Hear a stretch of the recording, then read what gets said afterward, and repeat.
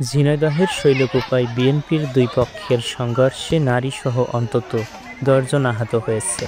সে সময় ভাঙচুর করা হয়েছে বেশ কয়েকটি বাড়িঘর। রোববার বিকেলে উপজেলার সাটুরিয়া গ্রামে এ ঘটনা ঘটে।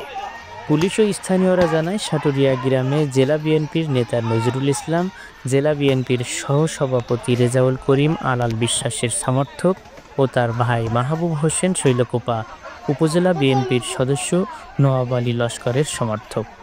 রোববার সকালে নজরুল ইসলাম ও মাহবুবের মধ্যে জমি নিয়ে তর্ক বিতর্ক ও মারামারি হয়।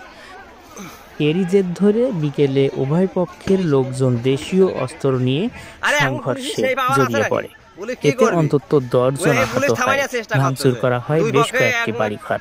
খবর পেয়ে পুলিশ ঘটনাস্থলে পৌঁছে পরিস্থিতি নিয়ন্ত্রণে আনে।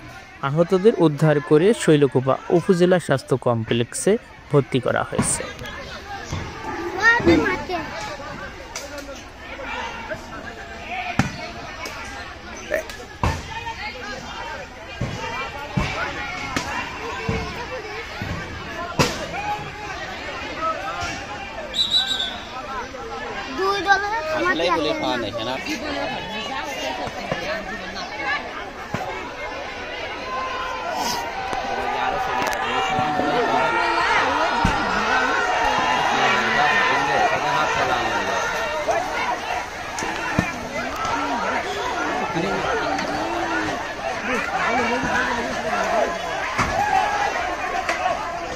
দড়ি মারা থাকে মুরব্বীর কি সাহস,